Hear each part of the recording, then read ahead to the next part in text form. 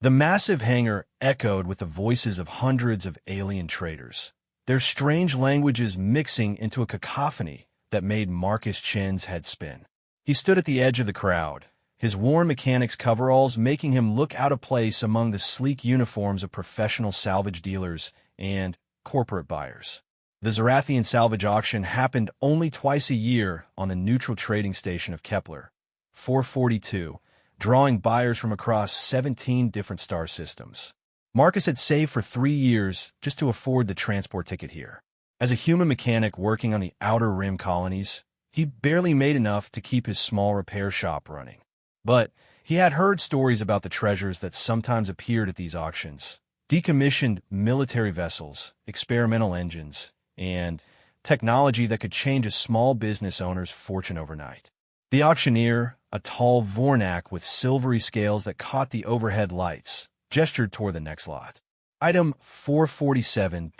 The translator in Marcus's ear converted the alien speech. Mixed salvage lot from the Andromedan conflict zone. Starting bid at 50,000 credits. Marcus watched as wealthy buyers raised their holographic paddles, the price climbing quickly. He clutched his own paddle, knowing his entire savings of 80,000 credits wouldn't go far in this crowd. Ship after ship, component after component passed by, each selling for amounts that made his stomach turn. As the day wore on, the crowd began to thin. The prime lots had been sold, and only the dregs remained. Marcus noticed other humans in the crowd, mostly corporate representatives from Earth's major manufacturing consortiums. They ignored him completely, their expensive suits and neural implants marking them as a different class entirely. Final lot of the day, the auctioneer announced, sounding tired. Item 612X. Unidentified vessel. Classification unknown. Preliminary scans show extensive damage. No operational systems detected. Starting bid at 5,000 credits. The crowd murmured dismissively. On the display screen, Marcus saw what looked like a twisted mass of metal, barely recognizable as a spacecraft. It had been pulled from a debris field near a collapsed wormhole, according to the basic information provided. No wonder nobody wanted it. The auctioneer waited. Silence filled the hangar. 5,000 credits? Anyone? This is salvage price, beings. The metal alone is worth more than that. Still nothing. Marcus found himself studying the wreckage on the screen. Something about its configuration nagged at him. The way certain panels were arranged, the unusual alloy composition mentioned in the scan results. It reminded him of theoretical designs he had studied years ago in engineering school, before he had dropped out to help his family. 3,000 credits, the auctioneer said, his voice flat with disappointment. Surely someone wants to take this off our storage deck. Marcus's hand moved almost without conscious thought. His paddle rose. 3,000 credits from a human in Sector 7, the auctioneer said, surprise evident even through the translation. Do I hear 4,000? The remaining crowd turned to look at Marcus. He saw amusement on some faces, pity on others. A Regillian merchant near him made a sound that the translator interpreted as laughter. Foolish human, the alien muttered, throwing money away on garbage. 3,000 going once, twice sold to the human mechanic. As Marcus made his way to the payment terminal, he heard the whispers following him. The other humans especially seemed embarrassed by his purchase. One of them, a woman in an expensive suit, shook her head as he passed. This is why they don't take us seriously, she said to her companion. The transaction completed quickly, consuming nearly all of Marcus's savings. He was left with just enough credits to transport the wreckage back to his shop and perhaps eat for a month if he was careful. The auction staff seemed almost apologetic as they transferred the ownership codes to him. Bay 94, a bored Zentran dock worker told him, "You'll need to arrange transport within 6 hours or pay storage fees." Marcus made his way through the station's lower levels, where the less desirable lots were stored. Bay 94 was in the furthest corner, poorly lit and cold. When the heavy doors groaned open, he got his first real look at his purchase. The wreckage was worse than the pictures had suggested. What might have once been a sleek vessel was now a twisted mass roughly the size of a small shuttle.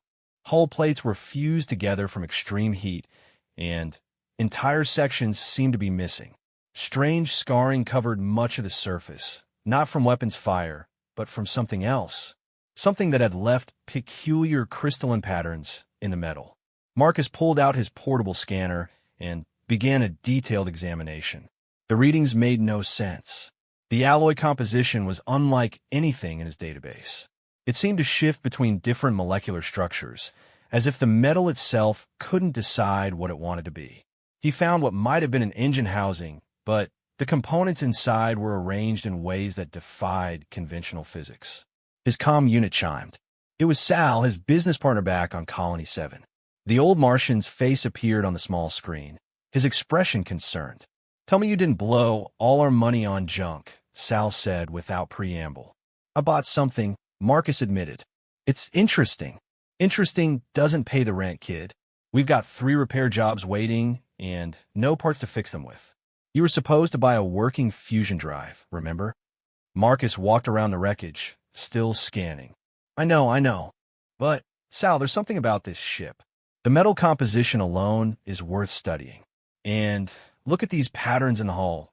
I've never seen anything like it." Sal's expression softened slightly. He had known Marcus since the younger man was a teenager, had taught him most of what he knew about mechanics. "You always did have an eye for the unusual. How much did this interesting pile of scrap cost us?" 3,000 credits. 3,000, Marcus. That was supposed to last us 2 months. "I'll make it work," Marcus promised. "Trust me on this one. When have I ever led you wrong? Do you want the list chronologically or alphabetically?" Sal grumbled, but there was affection in his voice. "Fine. But you're telling Vera why we can't afford to fix her transport this month." The connection ended, leaving Marcus alone with his purchase. He placed his hand on the twisted hull, and for just a moment, he could have sworn he felt something, a vibration, almost like a pulse. But when he checked his scanner, it showed nothing. The transport crew arrived, looking at the wreckage with the same disdain everyone else had shown. They loaded it carefully, though Marcus noticed they seemed nervous around it. One of them, a young Andromedan, kept making protective gestures whenever he got close to certain sections. "Bad aura," the youth muttered when he caught Marcus watching. "Death ship. You should have left it in space where it belongs." As the transport lifted off, carrying Marcus and his mysterious purchase back to Colony 7, he couldn't shake the feeling that his life had just taken a dramatic turn. Whether for better or worse remained to be seen. Through the viewport, he watched the auction station shrink behind them, taking with it any chance of a refund or second thoughts. The 3-day journey back to Colony 7 gave Marcus plenty of time to study the preliminary scans and documentation. What little information existed about the wreckage raised more questions than answers. It had been found drifting near the event horizon of a collapsed wormhole, a region of space where the laws of physics became suggestions rather than rules. The salvage team that recovered it reported equipment malfunctions and strange dreams during the retrieval. Marcus pulled up everything he could find about ships that had gone missing in that sector. The list was longer than he expected. The area had been a major shipping lane before the wormhole collapsed 50 years ago. But none of the missing vessels matched the configuration of his wreckage. It was as if this ship had appeared from nowhere. The morning sun of Colony 7 cast long shadows across Marcus's repair yard as the transport crew unloaded the wreckage. Word had already spread through the small community about his purchase, and a crowd of curious colonists gathered to watch. Most shook their heads at what they saw, a mass of twisted metal that looked more like abstract art than a spacecraft. Vera Kowalski, one of Marcus's regular customers, stood with her arms crossed. Her transport sat in the shop, still broken, and her expression made it clear she knew exactly why. "That's what you spent the parts money on?" she asked, her Polish accent thickening with annoyance. "That pile of scrap?" "It's not just scrap," Marcus insisted, though even he had to admit it looked bad in the harsh light of day. The wreckage seemed even more damaged than he remembered, as if it had deteriorated during transport. Sal emerged from the shop, wiping his hands on a rag. The older man circled the wreckage slowly, his experienced eyes taking in every detail. Unlike the others, he didn't immediately dismiss it. Interesting damage patterns, he murmured. Never seen metal fused like this. What could cause such uniform crystalline structures? Over the next week, Marcus threw himself into examining his purchase. He worked 18-hour days, much to Sal's concern, scanning every inch of the wreckage and cataloging his findings. The more he discovered, the more puzzled he became.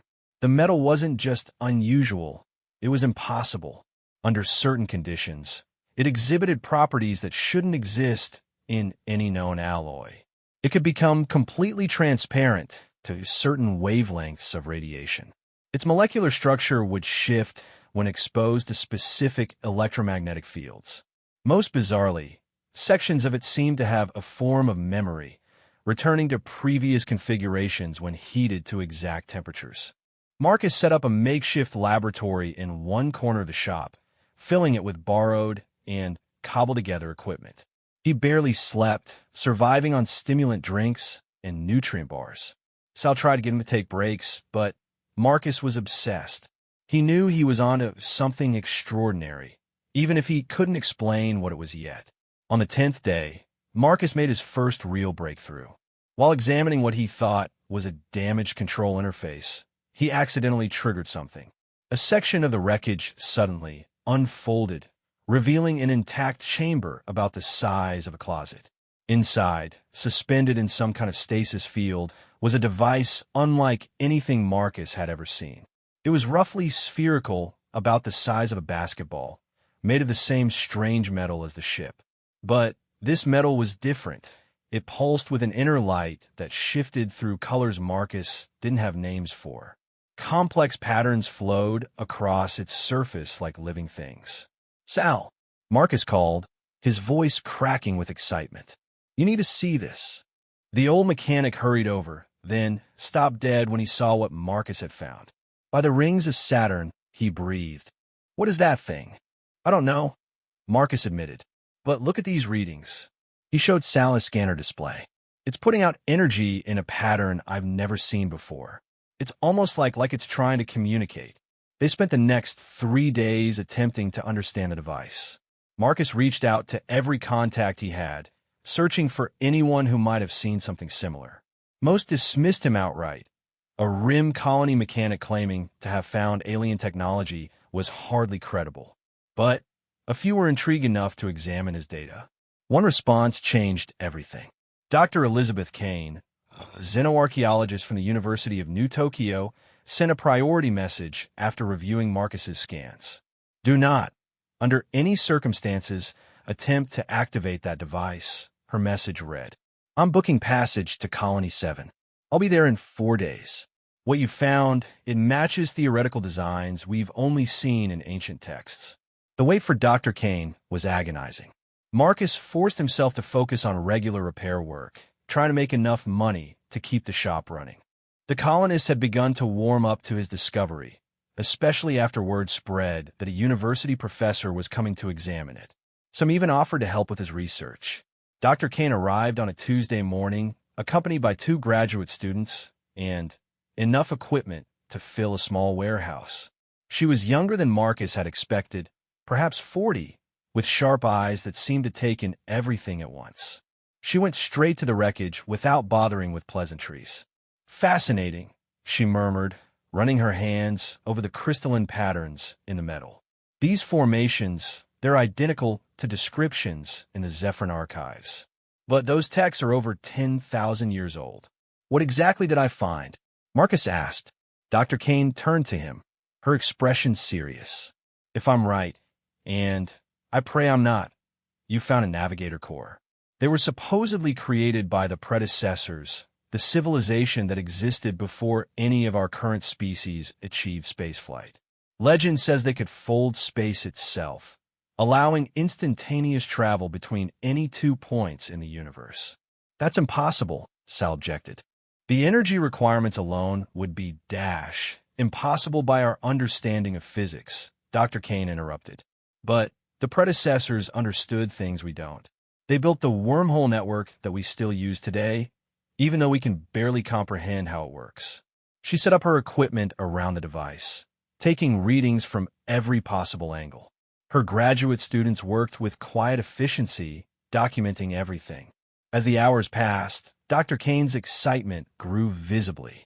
The quantum signatures are off the charts, she explained to Marcus. This device exists partially in our dimension and partially in others.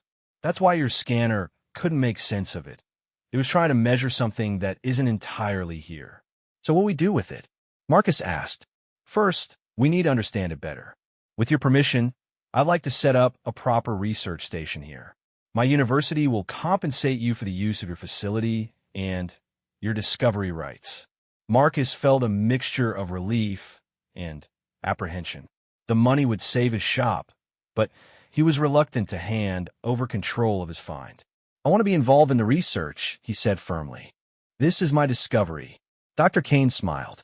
I wouldn't have it any other way. Your intuition led you to this when everyone else saw garbage. We'll need that intuition to unlock its secrets. Over the following weeks, Marcus's repair shop transformed into a cutting-edge research facility. Equipment arrived daily, along with more scientists and technicians. The small colony had never seen anything like it. Local businesses boomed as they catered to the influx of visitors. Marcus worked closely with Dr. Kane's team, his practical knowledge often providing insights that pure theory missed. He learned that the ship itself was even more remarkable than the Navigator core. Its hull incorporated technology that could adapt to any environment, repair itself given enough energy, and even learn from its experiences. It's not just a ship, Dr. Kane explained one evening as they reviewed their findings. It's almost a living thing. The predecessors didn't just build machines, they created partners. The breakthrough came from an unexpected source. Marcus had been experimenting with the crystalline patterns in the hull, applying different frequencies of sound to see how they responded. On a whim, he tried playing music, an old Earth composition his mother had loved. The patterns suddenly erupted in light, forming complex mandalas that hurt to look at directly. The harmonics, Dr. Kane exclaimed. Of course, the predecessors used harmonic resonance as a form of programming. Music is mathematics, and mathematics is the universal language. Working with this new understanding, they slowly began to awaken systems throughout the wreckage. What had seemed like random damage was revealed to be the ship's attempt to protect itself by entering a dormant state. As power flowed through long-dead circuits, the twisted metal began to straighten and reform. The transformation was gradual but dramatic. Over several days, the wreckage reshaped itself, guided by some internal blueprint. The twisted mass became a sleek vessel unlike any design in known space. It was smaller than most ships, built for perhaps 2 or 3 occupants, but every line spoke of advanced engineering. It's beautiful, Marcus breathed, running his hand along the now smooth hull. The metal felt warm and somehow alive under his touch. And functional, Dr. Kane added, checking her readings. Power systems are at 12% and climbing. Navigation systems are coming online. Life support is, actually, I'm not sure what I'm looking at here. These readings suggest it doesn't just recycle air. It somehow creates it from base elements. As the ship continued to repair itself, they made another discovery. Hidden in what was now clearly the command center was a recording device of some kind. When activated, it projected a holographic image of a being none of them recognized. It was vaguely humanoid, but taller and more graceful, with features that seemed to shift between states of matter. The being spoke in a language that sounded like music, but somehow they understood it. Whether the ship was translating or the message transcended language barriers, they couldn't tell. But the meaning was clear. To those who find this vessel, the image said, know that you have been chosen. The Navigator Core responds only to those with the spark of curiosity and the courage to see beyond surface appearances. This ship, the Harmony of Spheres, is our gift to the future. Use it wisely, for it carries the hopes of a civilization that chose transcendence over dominion. The message continued, explaining basic operations and offering tantalizing hints about the ship's capabilities. It could indeed fold space, traveling instantly between any 2 points. But, more than that, it could navigate probability itself, finding the best possible path through the infinite branches of causality. As the recording ended, everyone in the shop stood in stunned silence. They had just made contact, however, indirectly, with the legendary predecessors. The implications were staggering. The news of Marcus's discovery spread across the galaxy like wildfire. Within days, Colony 7 was besieged by media crews, government representatives, and corporate interests, all wanting a piece of the predecessor technology. The small repair shop was surrounded by security forces, some sent by Dr. Kane's university, others by various governmental agencies claiming jurisdiction. Marcus found himself at the center of a political and scientific storm he had never anticipated. Every major civilization wanted access to the Navigator core, and many were willing to use force to get it. The Galactic Council called an emergency session to discuss the find, while military fleets from 3 different star nations took up positions just outside Colony 7's system. "This is insane," Marcus said, watching the news feeds in what had become the command center of the research operation. "All I wanted was to find something interesting at that auction." Dr. Kane looked exhausted. She had been fielding calls from politicians and admirals for days. "You found more than interesting, Marcus. You found the key to unlimited expansion, instantaneous communication, and possibly time travel itself. Every government in known space sees this as either the ultimate opportunity or the ultimate threat." Sal, ever practical, had taken charge of security for the shop. He had recruited some of the tougher colonists and worked with the official security teams to create a defensive perimeter. "We need to make a decision soon," he told Marcus. "This standoff won't last forever. Someone's going to make a move." The ship itself seemed aware of the tension. Its repairs had accelerated, and new systems came online daily. The Navigator core pulsed more brightly, and sometimes Marcus could swear he heard it singing, a haunting melody that made him think of vast distances and infinite possibilities. One night, unable to sleep, Marcus entered the ship alone. He had done this several times before, feeling drawn to the craft he had rescued from obscurity. As he settled into what was clearly the pilot's position, the ship responded to his presence. Displays materialized in the air around him, showing information in symbols that somehow made perfect sense. "You want to fly, don't you?" Marcus whispered. "You've been stuck in that debris field for who knows how long, and now you're ready to stretch your wings again." The ship pulsed with warm light, and Marcus felt a connection he couldn't explain. It was as if the vessel was communicating directly with his mind, sharing feelings and concepts rather than words. He understood that the ship had been waiting not just for rescue, but for the right person to find it. A sudden commotion outside broke the moment. Marcus ran to the shop's entrance to find chaos. A strike team from the Regellian Confederacy had attempted to breach the perimeter, claiming ancient salvage rights to anything found in their former territory. The security forces were holding them back, but barely. "This is escalating too fast," Dr. Kane said, pulling Marcus aside. "The Council wants to confiscate the ship and study it in a neutral facility. The major powers are all mobilizing their fleets. We're sitting on a powder keg that could spark the first interstellar war in 3 centuries. Marcus made a decision that would change everything. "Then, we need to remove the powder keg," he said. "The ship is ready to fly. I can feel it." "You can't be serious," Dr. Kane protested. "We barely understand how it works. And even if you could fly it, where would you go? Every tracking station in the galaxy will be watching for it." "Everywhere," Marcus said simply. "The ship doesn't want to be locked in a lab or used as a weapon. It wants to explore, to connect civilizations, to be what the predecessors intended.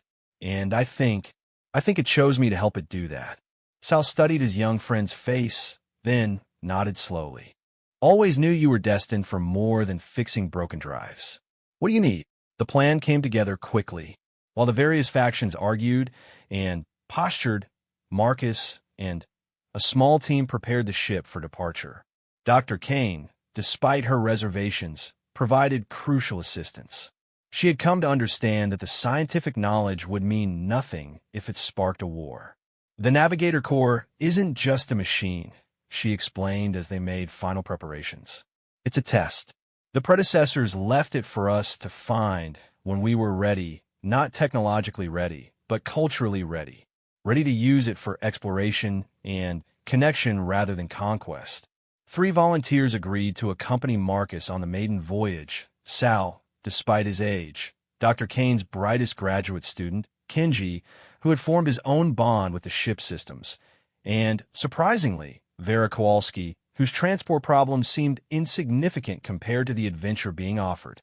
"Someone needs to keep you idiots out of trouble," Vera said when asked why she wanted to come. But Marcus caught her looking at the ship with the same wonder he felt. The escape happened at dawn. As Colony 7's sun broke the horizon, casting everything in golden light, the harmony of spheres rose from Marcus's repair yard. The ship moved like nothing anyone had ever seen, not pushing against gravity so much as politely asking it to step aside. Alarms sounded across the colony. Military vessels scrambled to intercept. For a moment, it seemed the small ship would be caught before it could even reach orbit. Then Marcus placed his hands on the Navigator Core interface, and understanding flooded through him. Space folded. Reality twisted. The harmony of spheres existed in one place, then another with no journey between. They were suddenly beyond the orbit of Colony 7's furthest moon, leaving confused military sensors in their wake. "By all the stars," Sal breathed, looking at the viewports showing their new position. "We just traveled 30,000 kilometers in an instant." But that was just the beginning. As Marcus's connection with the ship deepened, he understood its true capabilities. The Navigator Core didn't just fold space. It could see the threads of possibility that connected all points in the universe. It could find paths that led not just through space, but through probability itself. "We need to send a message," Marcus decided, "to everyone. The Council, the military fleets, the media, everyone. Using the ship's communication systems, which proved as advanced as everything else about it, they broadcast to every receiver in the system." Marcus spoke from his heart, explaining what they had learned about the ship and the predecessor's intentions. "This technology isn't meant to be hoarded or weaponized," he said. "It's meant to bring us together, to help us explore and grow. I'm taking the harmony of spheres on a journey to every inhabited world, every space station, every outpost that will welcome us. We'll share what we learn, help where we can, and show that the predecessor's gift is for all of us, not just the powerful few." The response was immediate and divided. Some condemned him as a thief and a fool. Others praised him as a visionary. The Galactic Council demanded his immediate return. Several corporations offered astronomical sums for exclusive access to the technology. Marcus ignored them all. With his small crew, he began a journey that would become legend. They visited worlds no human had ever seen, using the Navigator Core to reach systems considered too distant for conventional travel. At each stop, they shared knowledge, helped solve local problems, and demonstrated that advanced technology could be a tool for unity rather than division. On Kepler 442, they returned to the very auction house where Marcus had found a ship. The Vornak auctioneer nearly fainted when the harmony of spheres materialized in his private office. Marcus left him a small gift, a fragment of the adaptive metal, along with instructions for its study. "Sometimes the greatest treasures are hidden in what others discard," he told the stunned alien. They helped evacuate a colony threatened by a stellar flare, folding space to transport thousands to safety in minutes rather than months. They delivered medical supplies to quarantined worlds, navigating probability to find safe paths through dangerous regions. With each journey, Marcus's understanding of the ship deepened, and the ship itself seemed to grow more alive. Dr. Kane, who had chosen to remain on Colony 7 to continue her research and act as a liaison, sent regular updates. The political situation had stabilized somewhat. The demonstration of the ship's peaceful potential had shifted public opinion. Several governments had announced joint research initiatives rather than military buildups. You've done more for interstellar cooperation in 6 months than diplomats have achieved in decades, she told Marcus during one communication. The harmony of spheres has become a symbol of what we can accomplish together. But not everyone was pleased with Marcus's mission of peace. Pirates and mercenaries attempted to capture the ship.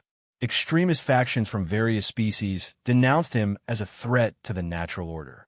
More than once, they barely escaped traps set by those who wanted the Navigator Corps for themselves. The ship always seemed to know when danger approached. Its probability navigation could find paths that avoided conflict, slipping between possibilities to emerge where enemies didn't expect. Marcus learned to trust these instincts, understanding that the harmony of spheres was as much a partner as a vessel. A year into their journey, they made a discovery that changed their understanding of everything. Following a strange resonance detected by the Navigator Corps, they folded space to a system that shouldn't have existed, a place between places, where the laws of physics were more suggestions than rules. There they found others, ships like the harmony of spheres, awakened by their example and drawn to this meeting place. Their crews were as diverse as the galaxy itself, beings who had found predecessor technology and chosen exploration over exploitation. "We are the new navigators," an ancient Zephyrin told them. The predecessors left their tools for those who would use them wisely. You, Marcus Chun, have proven that your species is ready to join this fellowship. They learned that the predecessors hadn't disappeared. They had transcended, moving beyond physical existence to become part of the fabric of space-time itself. But they had left guideposts for younger civilizations, tests disguised as technology, waiting for those with the wisdom to use them properly. Marcus thought back to that day at the auction when everyone else had seen worthless scrap. His instincts had been right, but not in the way he had imagined. The true value hadn't been in the technology itself, but in what choosing it represented, the ability to see potential where others saw nothing, to take risks on the impossible, to trust in something greater than immediate profit. The harmony of spheres had chosen him as much as he had chosen it, and together they had opened a door to a larger universe than anyone had imagined. As they prepared to fold space again, heading toward new adventures and discoveries, Marcus couldn't help but smile. Sal, standing beside him on the bridge, seemed to read his thoughts. Not bad for a Rim colony mechanic who spent his last credits on junk. Not junk, Marcus corrected, patting the Navigator Corps affectionately. Just something that needed the right person to see its value.